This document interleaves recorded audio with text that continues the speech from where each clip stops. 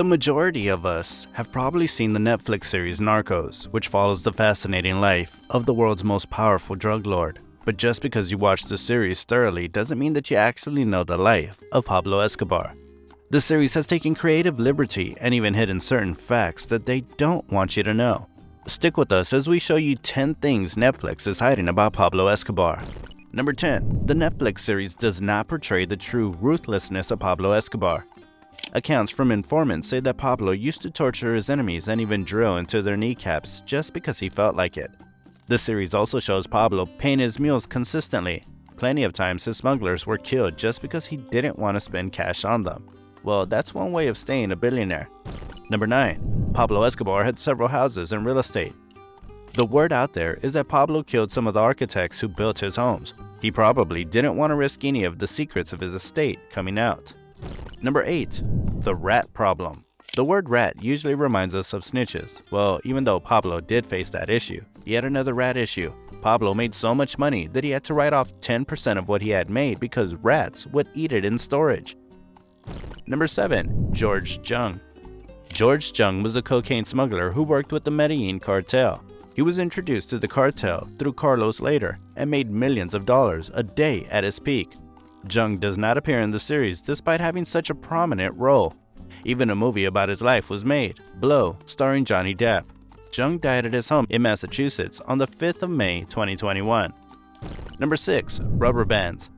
Hiding and moving the money around was one big issue for Pablo. To neatly organize the money, Escobar spent nearly $2,500 a month on rubber bands alone. Number 5. Buried wealth. Pablo definitely made a lot. His net worth was estimated to be $30 billion USD. Well, no one really knows how much he actually made. The DEA believes that a portion of his wealth is still unaccounted for. Someone could be very lucky or unlucky if they ever stumble across wealth. Number 4. Valeria Velez. If you watched the series, you would definitely remember the journalist Valeria Velez, Escobar's love interest, with whom he had an affair. When Pablo was on the run, she was asked to smuggle a phone to his family. She refused and proceeded to set up an interview with Pablo's wife, Tata Escobar. Valeria ends up dead in front of the hotel, even though most viewers would have expected this to happen, one in particular did not. And that happened to be the real Valeria, Virginia Vallejo. Even though she admitted to having an affair with Pablo Escobar and released a book called Loving Pablo Escobar, she denied the whole encounter and said that the last time they met was 10 years before his death. Number 3. Escobar was a huge football fan, which clearly shows in the series. He was an avid supporter of the Colombian national team and had dreams of them winning the World Cup. But the series made a mistake that could upset any football fan.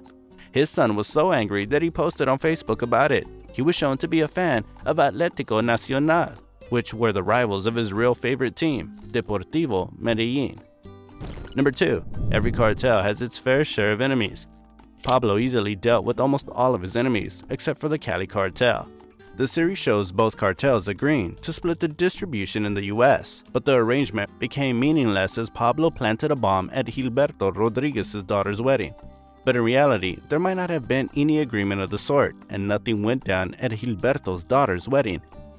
Number 1. In the series, Escobar was chased and shot down on the roofs of Medellin by the search block. However, his family believes that he met his death rather differently. Pablo told his son that it is better to kill yourself than get caught, and that the best way to commit suicide is to shoot yourself in the right ear. It seems like we don't know what really happened. And with the end of Escobar's life, we mark the end of this video.